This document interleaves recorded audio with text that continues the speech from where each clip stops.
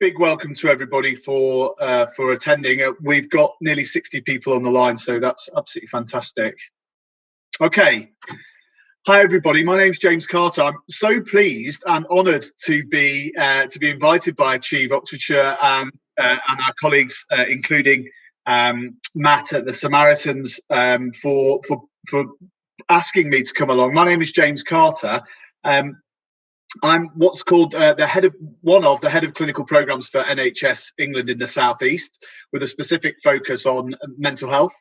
I have a personal interest and a passion in men's mental health, and indeed, a lot of the work that I'm involved in talks to both the experiences of men, the opportunities and challenges that come with being a male in modern society.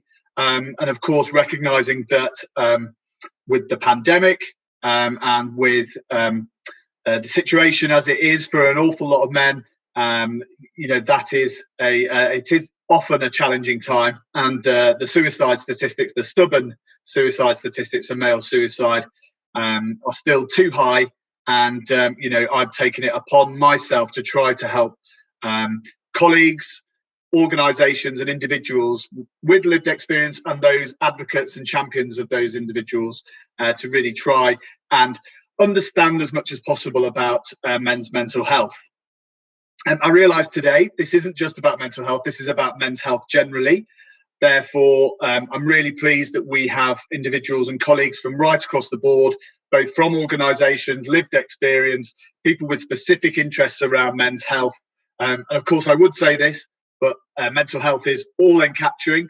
It is a real challenge for everything, right through from the social indicators of health and well-being, as well as the physical health issues that do present with our male populations. So I'm really pleased that everyone's here. A bit of a trigger warning. I am a Blackpool fan, so those of you that are Oxford United fans, I can only apologise and hope that my presence doesn't sort of annoy you all too much. For those that don't know, Blackpool beat Oxford on Tuesday night in the playoffs, of which I'm extremely pleased of. I'm glad to see that I've already got some interesting fans already in the chat. Brilliant. So look, what I wanted to do just quickly was to welcome everybody to this event. There are far more eminent and more local individuals that are here with specific experience and specific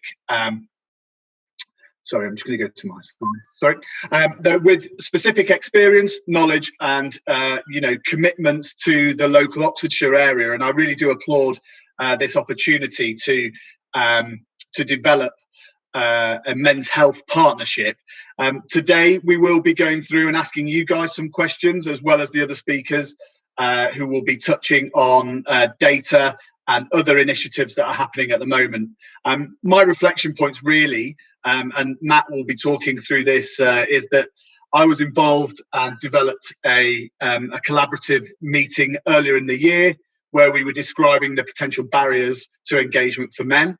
The Samaritans had developed a fantastic national report in January, and we were very pleased that we had the policy manager and writer of the report along for that event.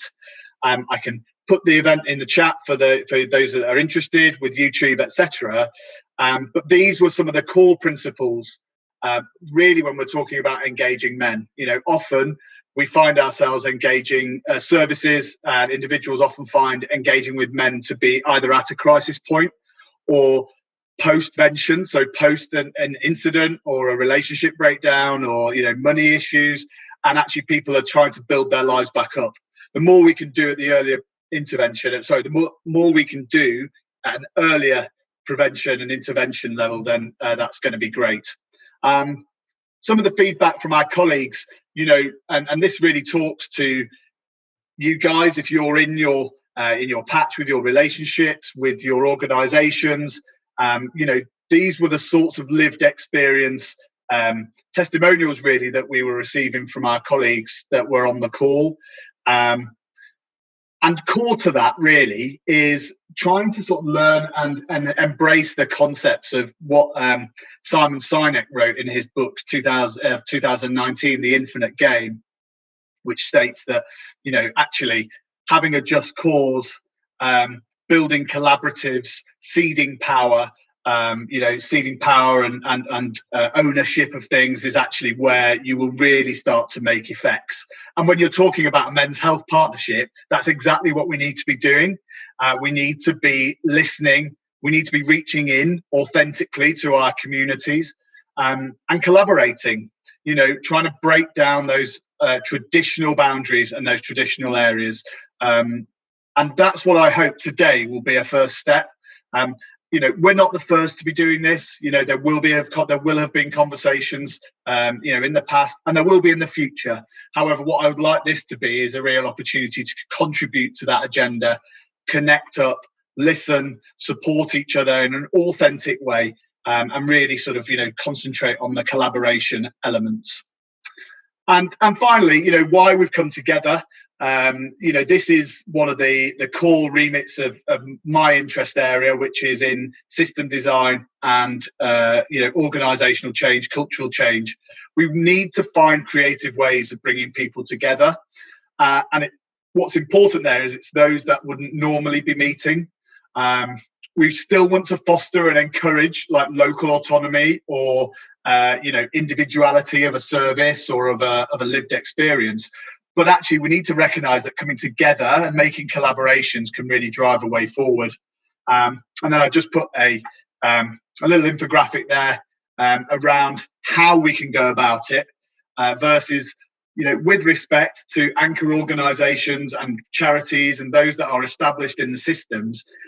Often we find ourselves in the red section when we're thinking about adoption and innovation, but actually focusing and trying to deliver our work in the purple section is where we're really going to find the purposeful benefits of collaboration and connection.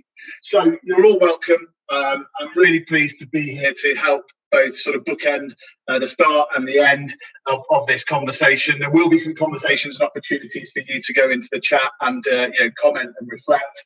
Please do. But without further ado, I'd like to hand over to Claire Gray from Public Health Oxfordshire, who will be talking us through some of the data and some of the information that is key to trying to understand the context within our county. Okay. Brilliant. Thank you for that. So we just want to share with you just a bit about our local picture. But to do that, I think it'd be good just to start. We're going to start nationally and then come locally and then talk about actually what we might be doing in Oxfordshire and the type of approaches we're taking. So nationally, male life expectancy. I think it's about as well thinking about whether it's behaviours, life expectancy. We're just sharing bits of data that actually make us think. So as you can see, 1 in 5 males die before the age of 65, and the leading cause of death is cancer. And moving on then to other statistics like drinking habits, there's a higher proportion of men than women increasingly at risk at harm with their habits, so over 14 units per week. And this is compared, the 30% of men is compared to 15% of women. And then if we look at, for example, gambling habits, when we're looking at from 2018 for a previous 12 months, 15% of men have participated in online gambling, and this is compared to 4% of women. And actually younger males are a lot more vulnerable to problem gambling as well. And I think what this is potentially showing us in the future is then thinking of the impact of the pandemic. Citizens Advice, Life Through Lockdown, have done a really interesting report and shared some of their insight. And actually what they're seeing is that, while people have been in furlough and through boredom, and increased habits have been seen, so around drinking and online gambling. So that picture yet again is quite likely going to change as we move forward into the recovery from the pandemic. And then just to highlight really that, overweight and obesity prevalence is higher in males at 68.5%. This is compared to 56% for females.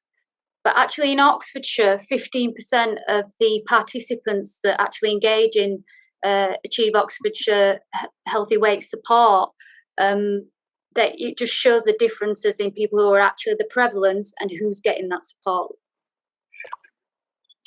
So moving on to the local picture, we can see with male life expectancy, this is around from 2017 to 2019, that it's actually, so this is actually compared to females at 85 years, is actually quite a bit lower, but is above the national average for life expectancy. But the other side of it is that following the same period across certain areas in Oxfordshire, between the lowest and highest life expectancy for males, there is a 10.9 years difference. So it just really shows that variances across Oxfordshire. Another side to pick out, which has already been touched upon, which is so important, is 4 out of every 5 deaths by suicide are male. So in 2020, this was 74% of deaths. And I think this does follow the national trend that's been shared, and this has been around since mid-1990s. And what we're doing in Oxfordshire around suicide and self-harm strategy, we did highlight the real need for male-specific support, training for professionals and community groups, and to take a less clinical approach. And a part of that is we're going to be sharing things today, for example, with the Lions Barber Collective, around training kind of barbers and hairdressers across Oxfordshire on mental health and conversations. I think then just to think about our younger population. So basically in 2019, there was a health needs assessment. So this showed that actually 80% of homeless people in Oxfordshire are males. And actually what that is showing is there is a proportion of young people increasing in the recent years. And then finally, just to highlight the children in Oxfordshire with social, emotional and mental health needs and the prevalence higher in boys. This data set is actually based on special education needs, and actually it probably doesn't reflect all pupils likely to be experiencing increased social, emotional, mental health needs. So that's just a real whistle-stop tour of kind of our local picture and to understand where we are at the minute. And finally, just to give you a bit of a feel for in Oxfordshire as public health, what we're doing. So we mentioned the Lions Barbers Collective, and I think this is really important to think about the places that we have in our communities where men might interact, engage, and actually them safe places where they feel like they're able to open up. We've then got tailored services, so we're going to be hearing more about this later, Man v Fat Football, and this is where it's really tailoring that offer around weight loss support in Oxfordshire through Achieve Oxfordshire. So yeah, you will hear more about that. And from our perspective, as public health, we're really keen about thinking about targeted communications. So we've done geo-targeted campaigns and actually raising awareness of local health and wellbeing support through them digital approaches. And actually through that, we did see a really high click-through rate with, say, 18 to 24-year-old males, which was good. And actually coming soon across the Thames Valley area, there will be a rural mental health campaign. So I think that would be really great stuff to share across with all partners.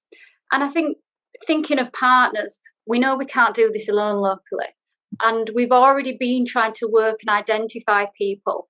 For example, when we did the Lions Barber Collective launch, that was in Men's Health Week last year, we really looked at the cross-sector partners to get involved. So we worked with district business networks, local radio, Oxfordshire FA and Oxfordshire Mental Health Partnership. And there's some really great opportunities as well to link locally, regionally and nationally with, like you said, the momentum that is already there. I think that's so important. And finally, just a bit about data.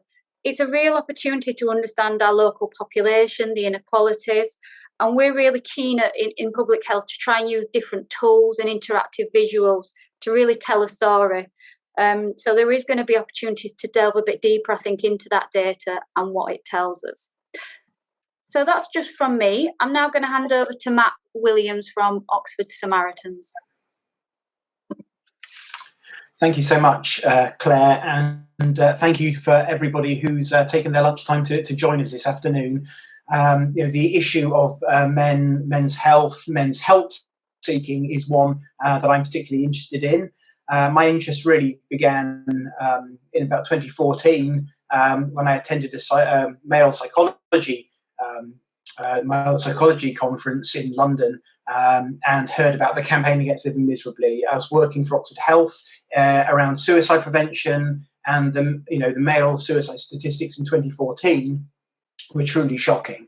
I'd also become a father to a boy, and my son's really made me think about what sort of man I want to be, what sort of dad I'm going to be to him, what sort of man he's going to grow up to be.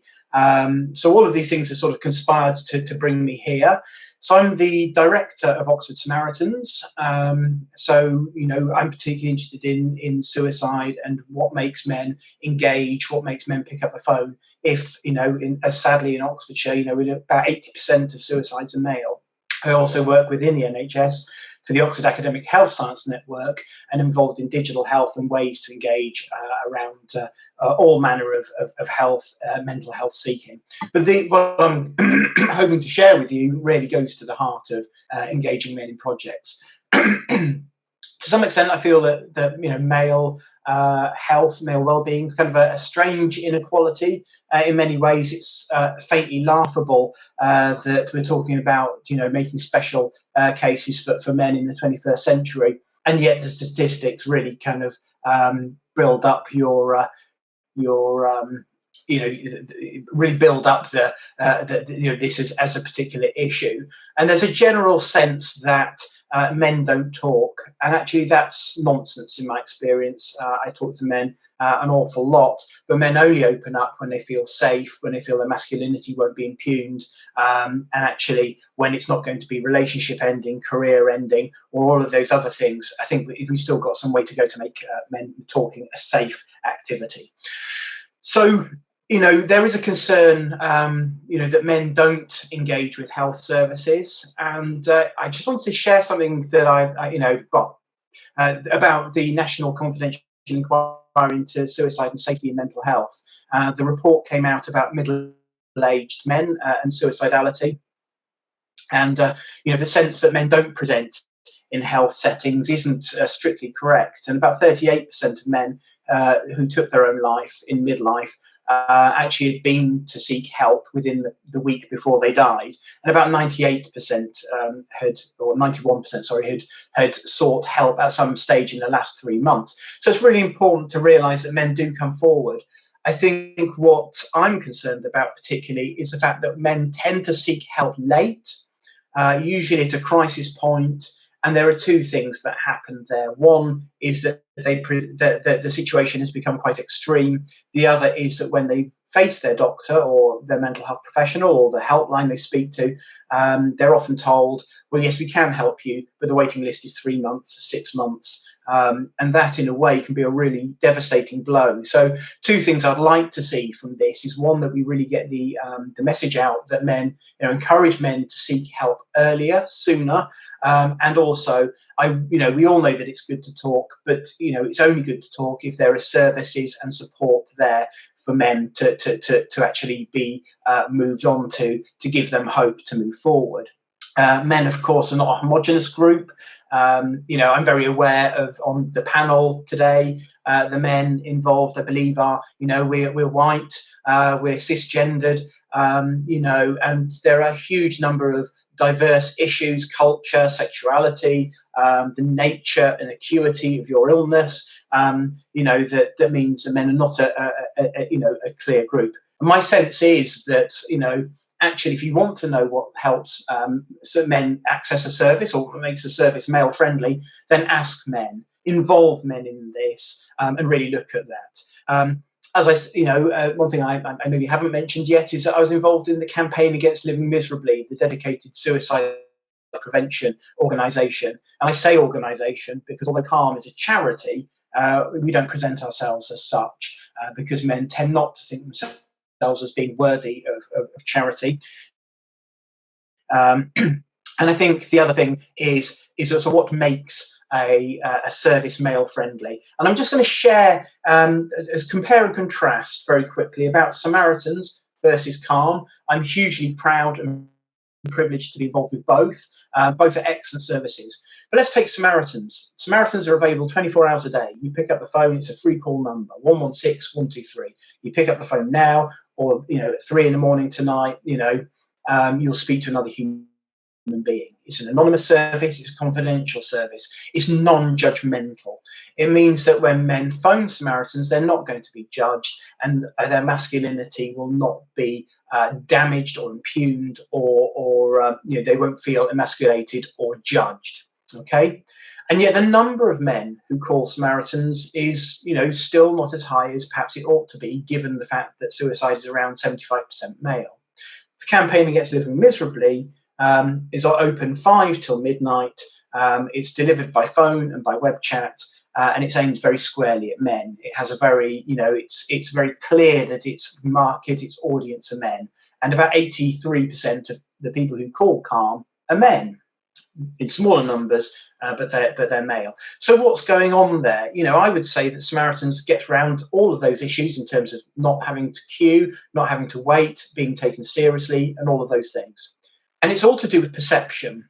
And I think one of the issues that we have, and something that I really want us to think about, is the fact that when we provide a service for everyone, then actually, that's a wonderful thing. And yet, when I speak to men, why don't you speak to your GP? Why don't you speak to Samaritans? Invariably, the response comes back as, it's not for me, it's for other people need it more. What about the women? What about kids? What about older people? All I ever hear is the NHS is full to bursting. Why would the doctor or why would the Samaritan be interested in me? And I think it's really important for us to think about how we run services or programs that involve men. And use men as a target. And one of the reasons I think why Calm is so successful in reaching out to men is the fact that it is unashamedly, unabashedly, for men. So when you say a service is for men, it means that men don't have that get out of, well, it's not really for me. So, like I say, if your service is for men, that's something worth considering. Again, it sounds rather strange in the 21st century to be talking about a space that is male friendly, but I think it is a key thing. Also, the Samaritans report from earlier this year that James alluded to suggests that actually what men want is, when they're engaging, is an activity. Men don't want to come into a room, look around, and there's nothing to do, there's no food, there's no engaging activities, you're not there for a purpose, it's just a talk.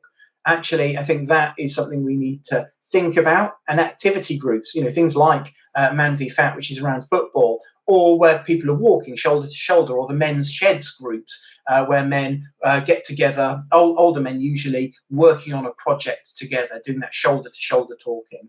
And I think that's really important. And I think we need to think about where we place men's services or services aimed at men, because if you put them in a health setting, guess what? Guys probably aren't going to go there. So I think we really need to be thinking about outreach, where we position that. I'd also like to very quickly talk about the language we use. I think it's really important that a lot of the language we use around mental health tends to be either medicalised or a bit sort of head on one shoulder to one side, and are you feeling a bit blue and a bit down?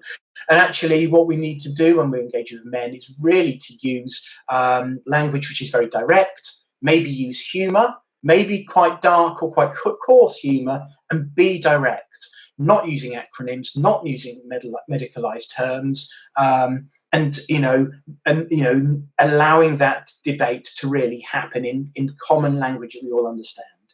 I think the imagery that we use as well when we're pitching a service needs to be authentic. It needs to be fun. You need to show men enjoying themselves, and not using abstract images. I think, if you want to attract men into services, you kind of got to reflect that.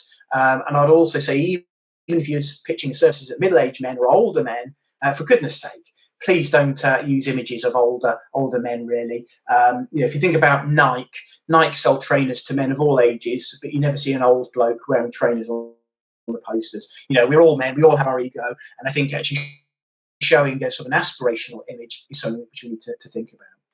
I'm very aware that 10 minutes is is not long, and I've got literally 5 seconds left. And all I would like to just say is that I'd like this to be a start of a conversation. I'm very happy to say, if you want to discuss this more with me, very happy to do that, and I can provide training or just talk to you really about how you want to design your services. I think that's really important.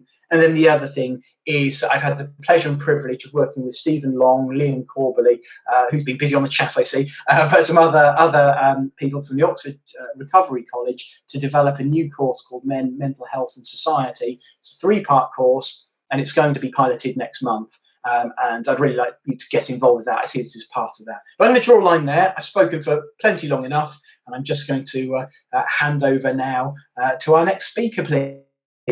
Thank you very much. Thank you, Mark. That would be me. I'm Stuart Normansell. I'm from Man v Fat. I'm going to give you a little kind of overview of what Man v Fat is as an organisation, what we do, the programmes we run, and we can go from there. So we'll just share my screen.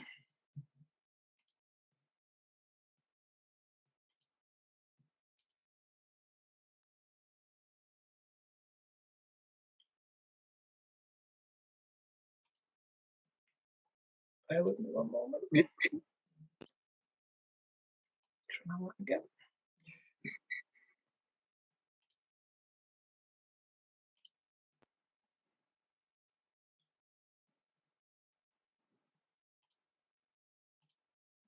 We can see your web browser there, Stuart. Just so you know, yeah, if it's got the PDF up there.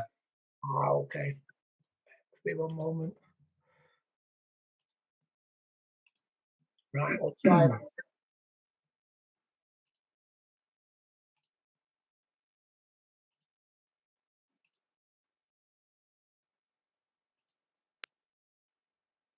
Yep, is everybody can see that okay? We can see a PDF presentation. It is quite, if you could just minimize it a bit. So control, and then you just try and bring the screen size down, Stuart. That would be helpful. Oh, I think we lost that. Yeah, I think it just needs to be a little bit smaller unless others can see, and I'm well off.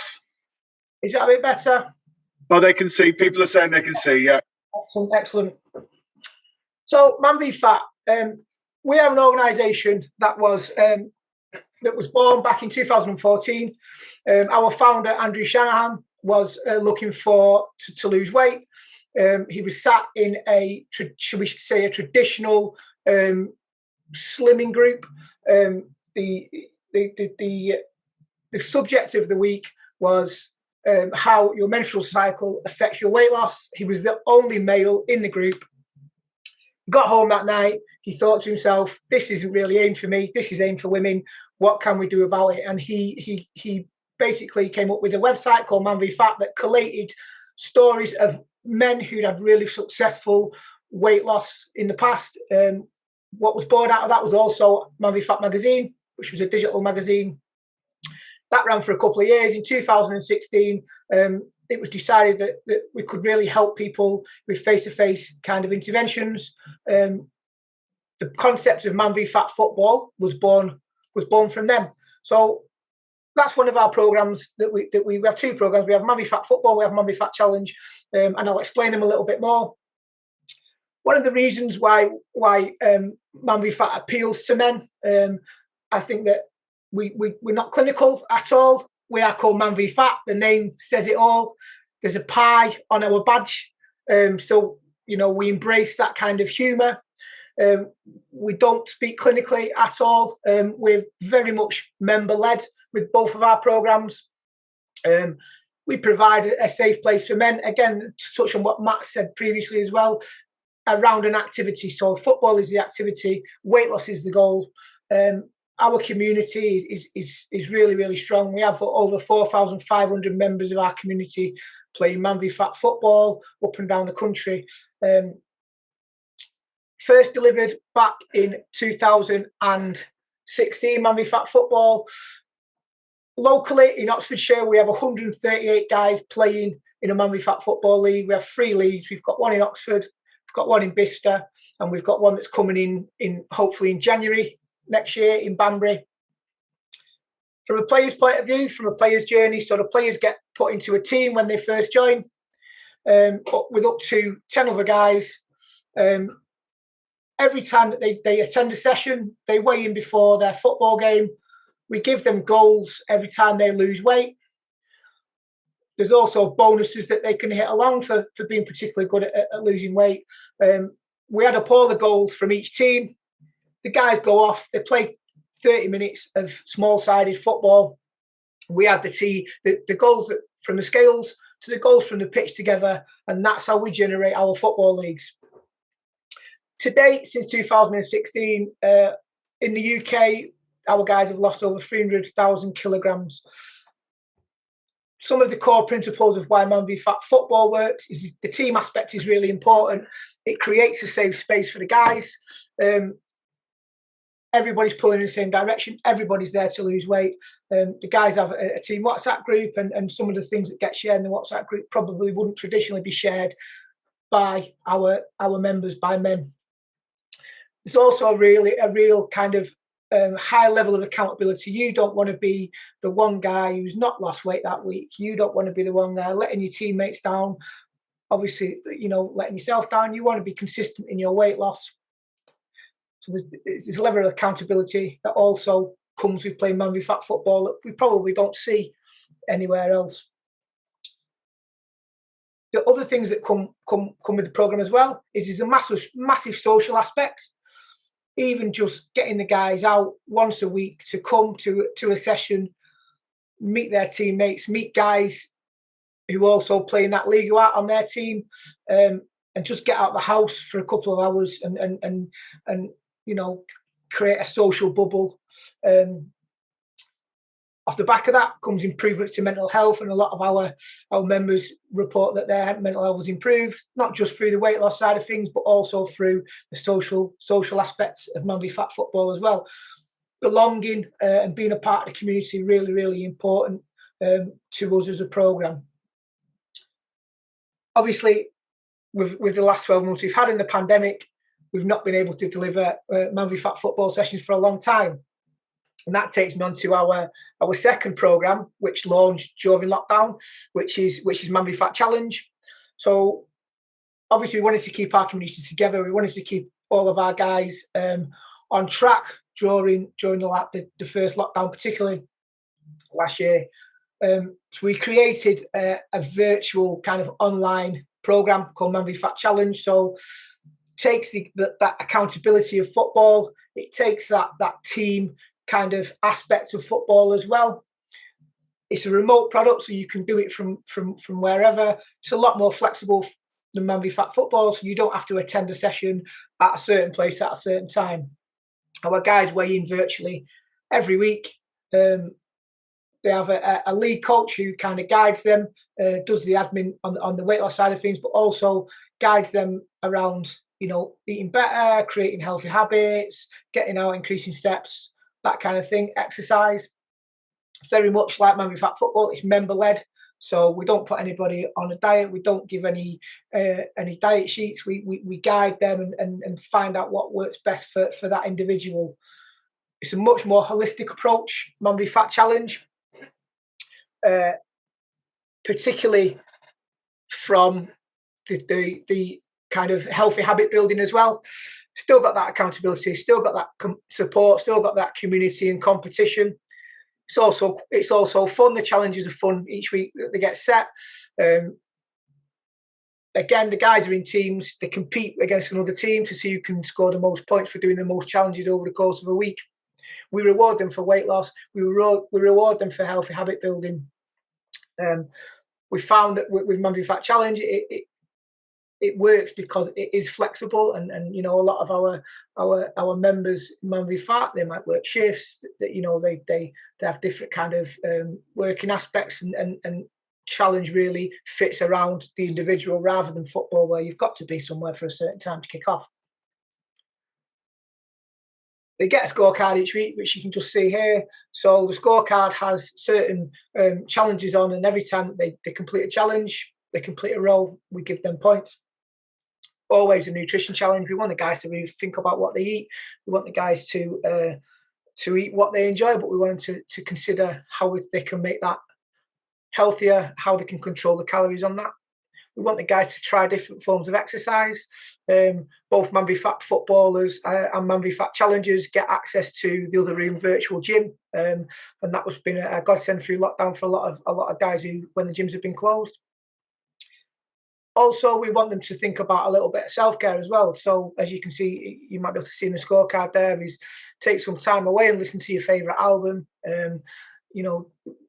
Certain other kind of scorecard tiles as well have been take some time out for yourself. We want the guys to really kind of employ some self-care tactics to get this holistic approach to weight loss, rather than just be about it's all about the food or it's all about the exercise. We want it to be a more all systems approach as such. Like I say, you've got the same accountability, there's the same team aspect.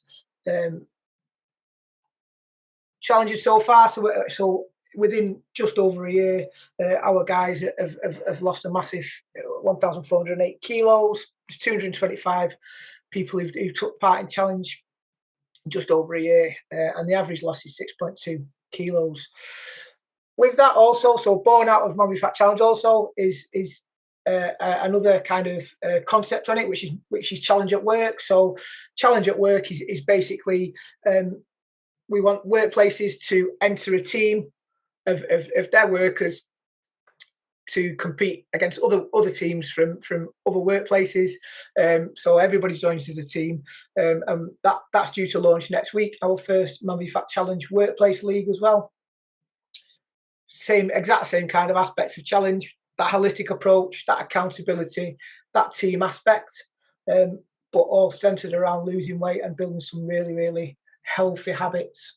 They're the two programs we've got.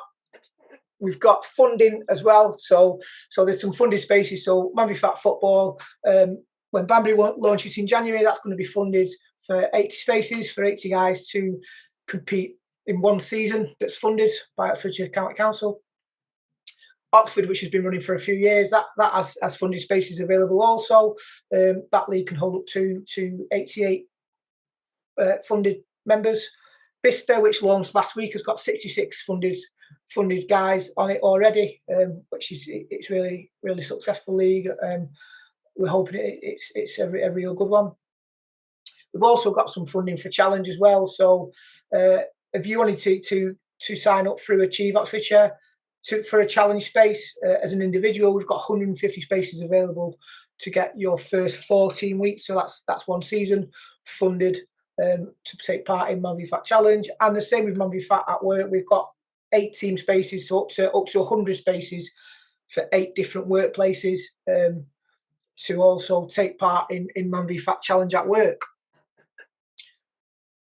As I say, it's very much it's very our kind of our brand as such, as we touched on it earlier, is like I say, it's why it appeals to men. It's non-clinical. I think that's first and foremost. It's fun, as Matt said. It's centered around an activity. That's really, really important.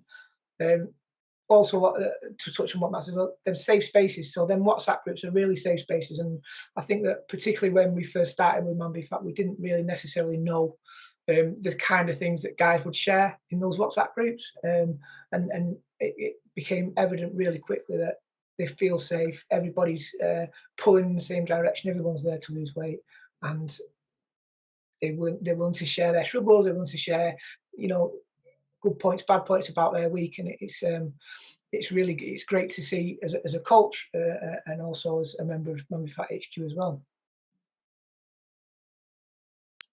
Thanks, Stuart. That's really good. Thank you very much. How exciting. And also, the fact that you're hitting, when we look at those principles, the 5 principles of working, focusing on goals, working towards, sort of some sort of activity where everyone can convene, not be too serious, all of that sort of stuff, but really attached to goals is really important. So thank you so much. That is really, really helpful. And I do hope that we can, sort of continue this work.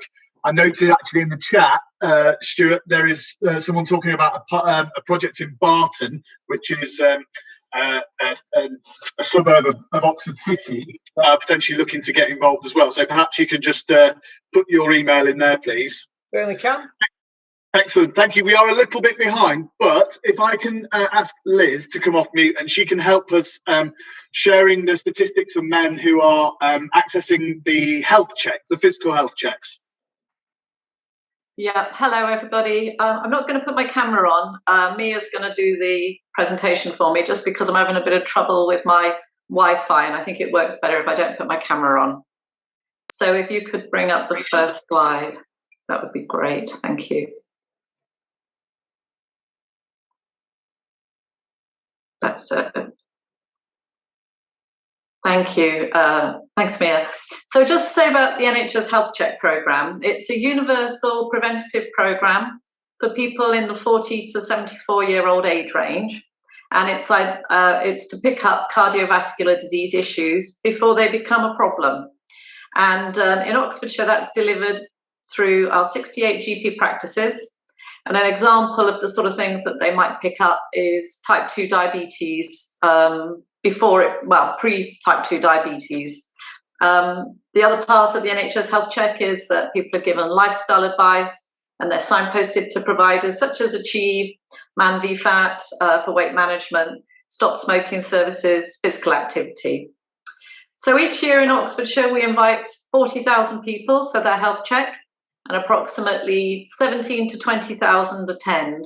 So that's roughly, I mean, we do well in Oxfordshire, it's about 50% who don't attend. So if you could move on, please, Mia. Next slide. Do my Boris Johnson. So the programme started running for 5 years, from 2013 to 2018, and we had a lot of data. So we thought that's a good opportunity to do a 5-year health equity audit, which we did in 2019. And the findings of that were 3, really. That men were less likely to come for their health check than women, which we suspected anyway. Out of the men that didn't come, younger men were the least likely to come, in particular in the 40 to 55-year-old age group, and the BAME community were the least likely to come. The next slide, please. So we commissioned a piece of work through the Behavioural Insights team, which is part of Public Health England, to do some research into why men don't go for their health checks. The range of men was from different ethnic backgrounds, living in the OX4 area of Oxford, and obviously in the age range 40 to 55. And basically the findings of that were 10 points. So I'll just quickly read through them. So first of all, the invitation was seen as a flyer and not a genuine invitation. I think we all know when that happens nowadays, we just kind of put things in the bin. Men thought the NHS Health Check was going to be a lot more intrusive than it is. They thought they were going to have to reveal parts of their body that they didn't want to. They thought there was a low need. They didn't identify men of the age range. I think they were thinking more about the older age range, and they thought they were too young and it was not for people like me. They thought they were wasting the time of their GP. That was a big one. And they thought they'd get told off about their lifestyle. Can I have the next slide, please?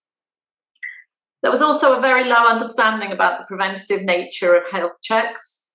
Men thought that other men didn't go when they were invited, so therefore why would they? They also thought that if a healthcare assistant did the health check, they weren't so qualified as a GP, and so there were negative thoughts about the advice and results that they would get. There was a machismo aspect to it, that men shouldn't make a fuss about their health and they should just get on with it. And then there was also the thing about the lack of time.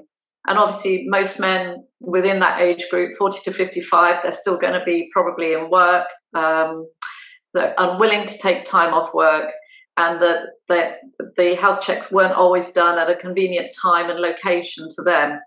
And actually, if you're a man who works shifts, or your employer isn't necessarily sympathetic to you taking time off to go and have a doctor's appointment or a dentist appointment, something like that, then actually you probably weren't going to be very likely to ask them to go for time off to go and have your health check. And unfortunately, GP practices were mostly doing them between 9 and 5.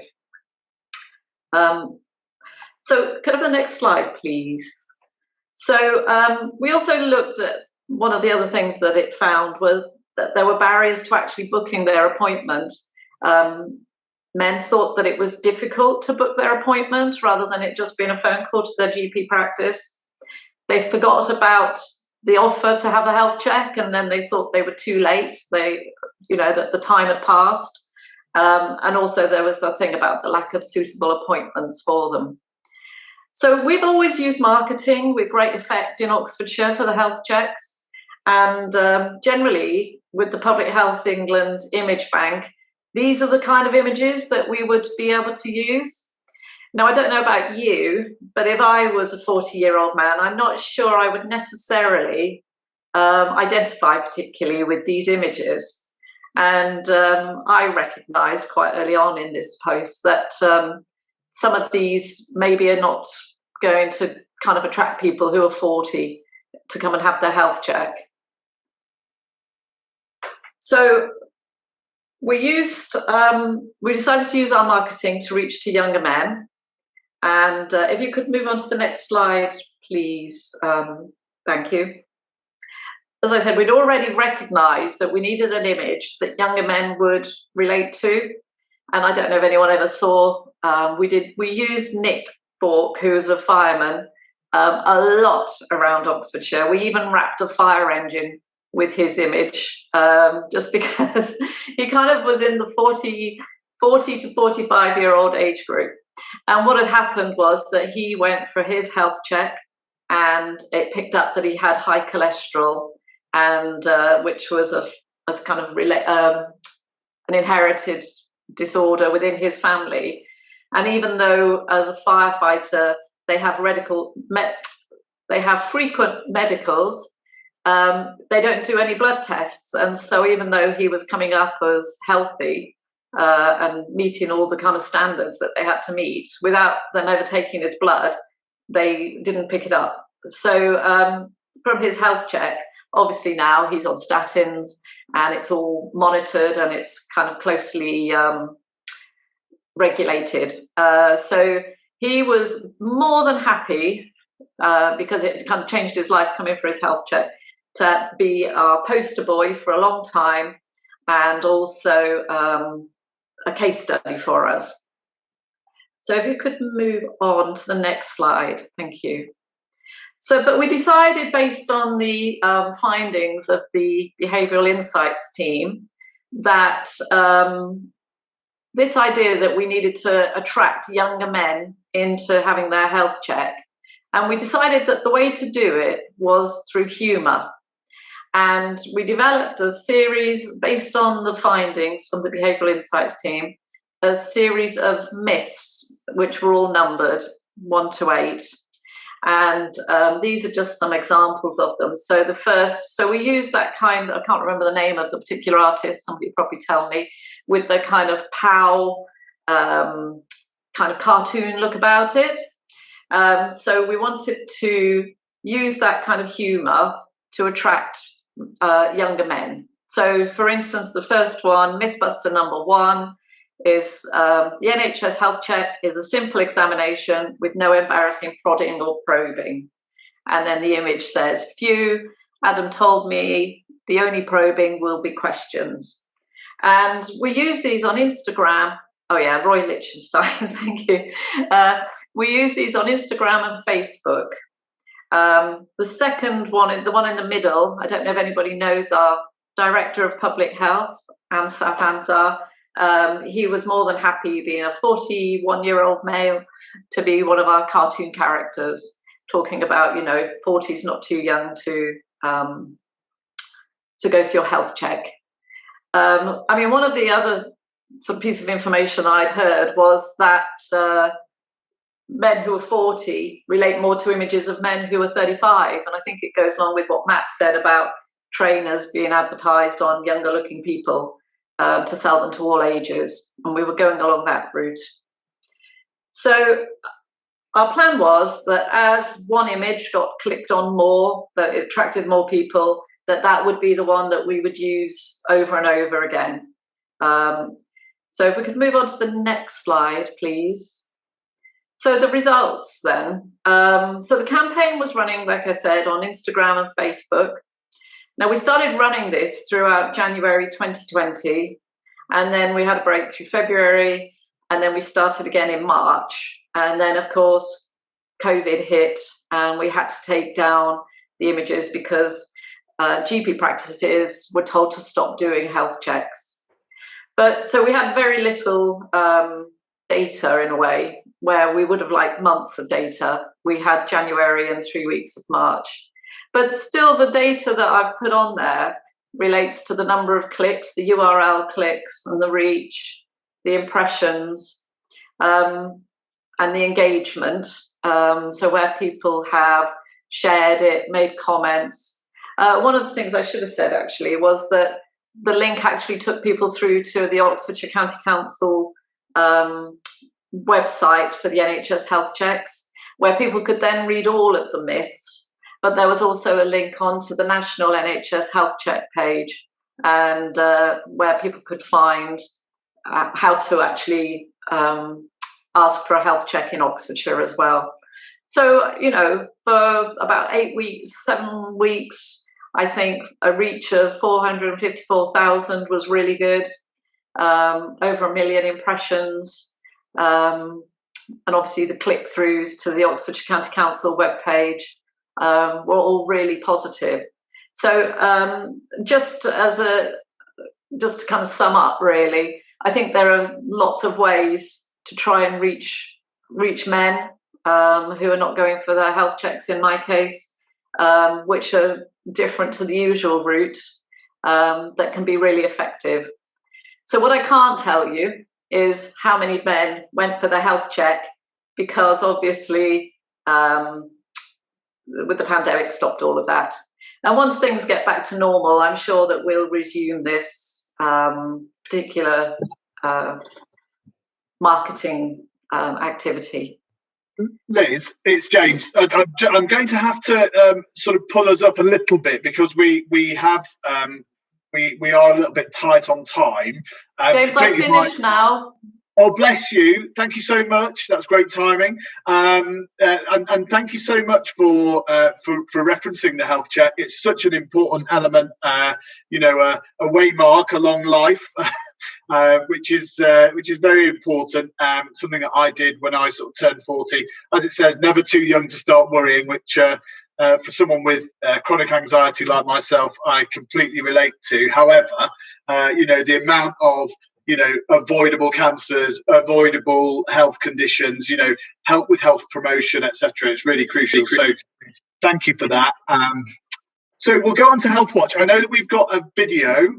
Maya, is that right? Mia, sorry. No, that's fine, don't worry. So we're just sharing some information here on some slides quickly before we delve into the video. There's just some information here, and just very quickly on to the next slide here that they just wanted to share with everyone, just to get a little bit more context. We're now going to share a video. Hopefully everyone can please let me know if you can hear my audio.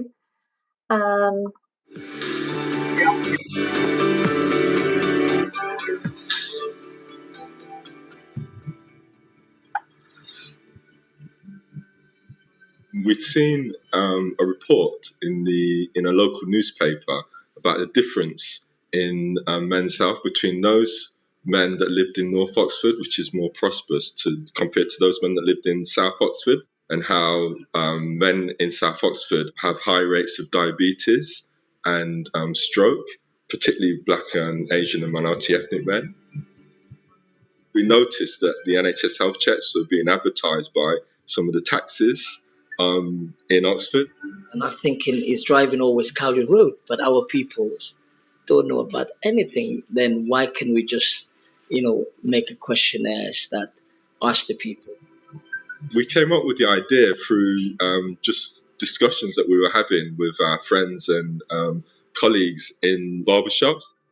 Men are more relaxed in terms of talking about things that they don't normally talk about, like things like, their health, And we found out that like people didn't have any accurate information. They weren't aware basically about NHS Health Checks. We find that majority that we talk to don't even know at all. And that's what starts us to think about it. We need to give awareness to our communities.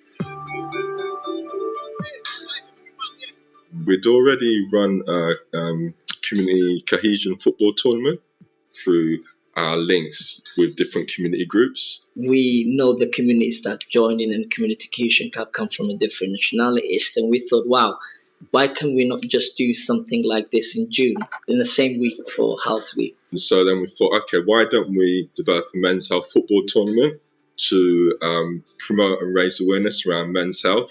We said, wow, this is a good thing. We need to do that. And then we publicized it, talked to all our colleagues, all the teams, and we had 24 teams.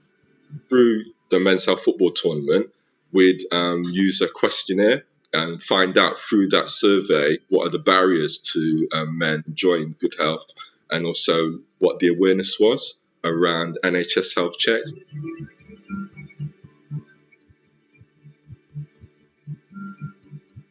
I've never seen any advertisement about that, because maybe most people are not aware. They didn't know what the form was, what the NHS was all about, and nobody comes to them before and speaks about them, about their health. The cost of living in Oxford is very high. Everyone's working 2 jobs, full-time job, part-time job. So they need to look after their families, working, earn their money. I think that they don't access these services because they probably don't know about it, or they don't realise how much help there is out there. You might look fit in terms of your physical ability or whatever, and you might not be fit inside. So if you don't go to check for the internal aspect, well, you might not know what exactly is going on. I mean, the job can find another job. Everything else, you can replace it. Your health, you can't.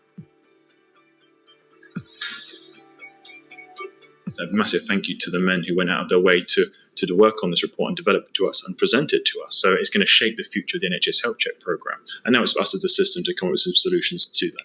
We've been able to establish as an outcome of the Men's Health Project a diversity football league and continue our community engagement and promote men's health in Oxford. Don't be outside with your health.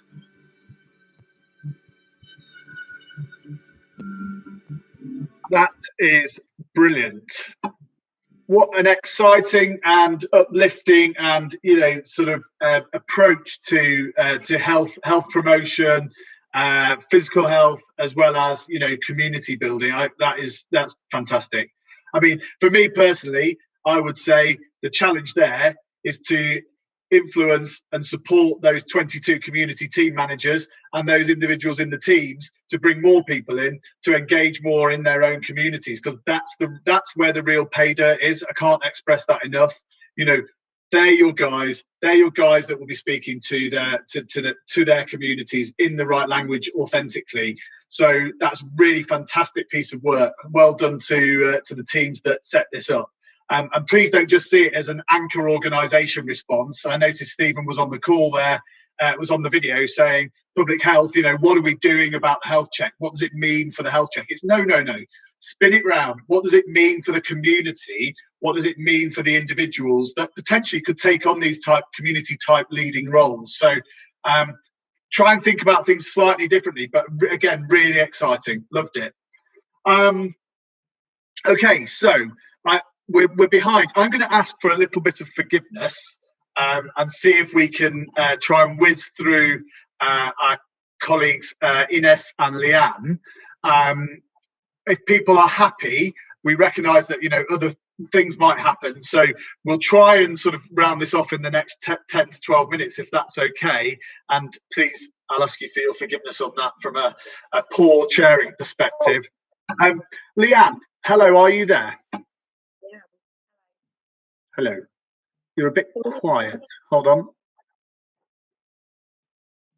you want to try again, Leanne? Yeah. Is that better? Brilliant. Nice to see you. If you don't mind, just a couple of minutes, that would be great. Thank you. No, that's fine. So firstly, hello, thank you. I'm Leanne Hughes. I'm a volunteer liaison for the Lions Barber Collective. just going to really quickly run over how the charity started and what we do as a charity. So it was established in 2015 and it became a charity, a registered charity in 2017. And we started delivering our training programme in 2019 to other hair professionals. It was started by the founder, Tom Chapman, after losing a friend to suicide, who really wanted to sort of change and make a difference. And we now run a education platform, and I'm an educator at 2 local colleges in Oxfordshire as well. So I deliver this to students, so it goes to hair professionals, and we are now also delivering it to beauty professionals as well. It has 4 main strategies: recognise, ask, listen, and then help. So we're signposting them to other facilities within our community. So we aim to sort of bridge the gap between the communities we serve and the resources available. The mission is just to raise awareness for mental well-being and suicide prevention amongst men, and to create non-clinical and non-judgmental safe spaces where men feel comfortable to talk about their mental health and signpost them to support and information. So it's really about making your barbershop chair that safe space that they know that they can open up, and that you've had the training to receive this information, to listen properly, be present in the moment, and also to safeguard yourself, because some people might divulge some information that you might not know what to do with. So it's really sort of giving all the resources we can. The other thing that we've really recognised is that the male grooming business is booming. So it's not just barbershops anymore. Men are going into hairdressers and beauty salons. And beauty salons have more of an intimate one-to-one connection, where you go into your own room. You're not just in a salon with other people as well. So there is that real personal connection, and everybody that is in the profession that we deliver to has that sort of license to touch, and it really sort of opens up that person to tell us things. And yeah, I think I've sort of covered what we do as a charity. Do you want me to say anything more, or should I pass over to Oxford Mind? Well, thanks, Ian. Just sort of one point, about the Lions Barber Collective. It strikes me as being, such an innovative way of both empowering people in an everyday interaction. Both the individuals that want to share and also training the staff.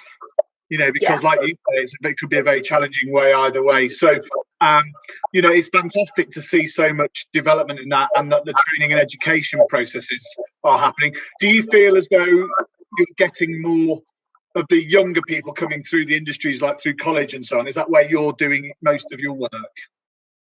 Yes, definitely. And for what we've done in Oxfordshire, I work at the Aberdeen and Whitney College, and I encourage anybody can take our light version of training, which is on our website, and they all do that as part of their course with us anyway, and then they can go on and do like a 4-hour intense training. And I think 75% of our students have taken that training. And for me, as an educator, building it in early and putting it in the backbone of what you're delivering and the service you're doing every day, it's just so important. Yeah, absolutely. I mean, we hear things about GPs, about mental health awareness and mental health, mental health training during their own education, their own training to be quite low as well. So any opportunity to influence and support people that have a front-facing role is brilliant. You could easily go into tattooists, couldn't you, and other sort of intimate spaces, which well, Leanne, you have our great thanks, and it's brilliant to hear that you are training in the county and across the board. So much appreciated. Our best to Tom and the rest of the team. You're doing a great job. Thank you. Thank you. Cheers. And finally, Ines. Hello, Ines. Hiya. Yeah, I'll just go really quickly because I know that Oh, not at all. I don't want to rush you. I think others are feeling it's okay for us to carry on for a little bit longer. So please don't feel under pressure. I will just try and share my screen. It's not working at the moment for some reason. There we go. Can you all see that? Yeah, cool. So yeah, I'm Inez and I'm here from Oxfordshire Mind. So we're kind of your local mental health charity, and we aim for everyone to be able to get support around their mental health. So particularly looking into men at the moment. I work for the Primary Care Wellbeing Service, and just for a quick kind of brief overview of what we do, we are a one-to-one service based in GP practices. Any service users that are registered at any of our participating GPs can get involved. You just need to be referred either by your GP or through a self-referral process. And then you can get those 6 wellbeing sessions with a wellbeing worker. We then kind of signpost off to other services and support people around self-help, how to manage their own wellbeing. We've noticed some differences in the figures between men and women, and that's why this is something that we see as being really important at the moment. So over our first 2 years, only 31.4% of our service users were men, compared with 49.4% of the people in Oxfordshire being men. This kind of sparked some interest in the group. There was quite a few of us that wanted to start this engaging men focus group that we've got in the primary care service, and we meet on a monthly basis to talk about how we can improve our service and break those barriers to men accessing our service.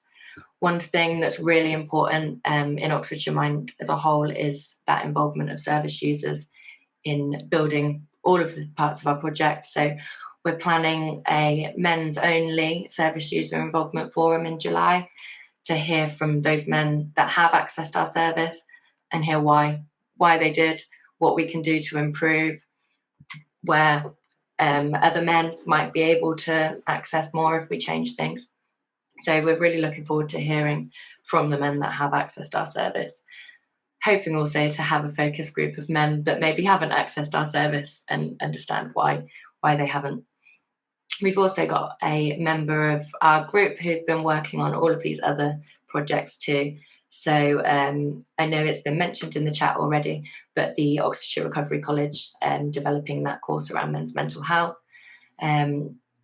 And we are working on a podcast, which is going to be aimed at engaging men.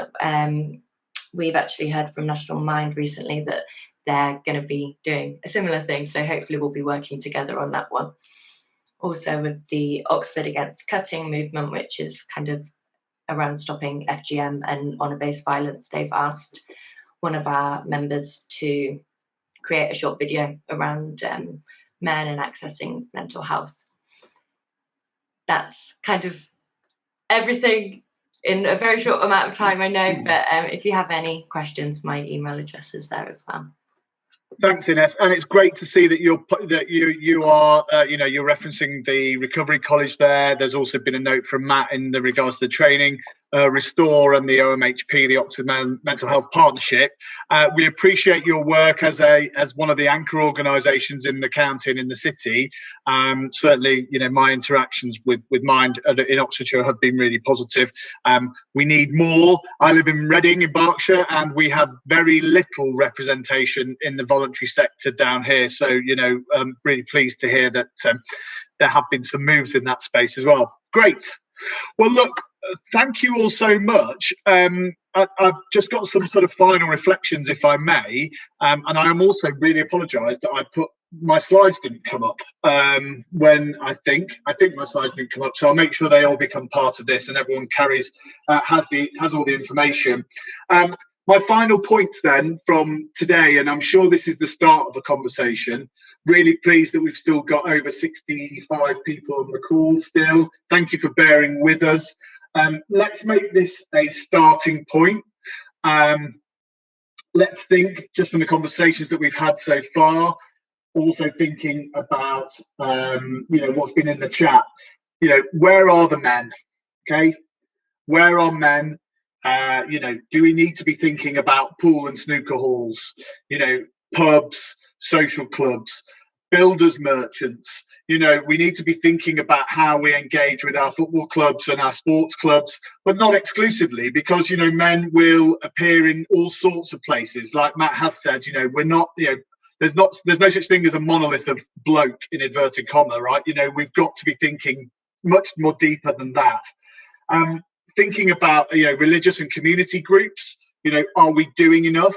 One of the challenges that was made to me by one of my colleagues who works up in the Midlands for a South Asian men's mental health network, says he gets really peed off when people say, communities are hard to reach.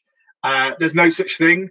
You just need to identify the right people, listen, engage, authentically have a conversation, try and learn from each other. And again, that's something that we need to be thinking about. In Oxfordshire, rurality, farming and other industries around the rurality of the county. Again, we need to be thinking about how best we're having those conversations. Thinking about those guys at East Oxford United, let's get those guys into the tent. Let's bring them in. Let's have some conversations. Let's try and work out how best we can approach. And then also thinking about the conversations and the issues that present for men's emotional and mental well-being. I'm thinking not just about, bloke, but I'm thinking disordered eating, gambling addictions or disordered gambling, trauma, grief at the loss of a loved one, focusing in on people's individual experiences and how, because we're all so individual, therefore, all of our experiences are different. It could be relationship breakdown, money concerns, your fatherhood and parenting, new fatherhood, of course, all of those different areas. We have to be thinking about those individual experiences as much as possible, because only then will you receive and get a proper sort of focus in on what a partnership can actually mean. I'll leave it to Mia and to Jared and to Matt to sort of maybe plot some next steps. But what we would really appreciate is your guys' involvement and your guys' help and your guys' leadership. I think is the point. That we can all come together as leaders in our own communities to try and sort of work this forward. I'm just grateful that everyone has taken some time out of their day. Thank you to the speakers. Thank you for the effort that you put in and for bearing with me and my poor timekeeping. But you've already sort of brought up so much thinking and so many sort of good reflections there, not only about your services but also about the conditions and what's important when we're talking about men's health in the wider scheme. So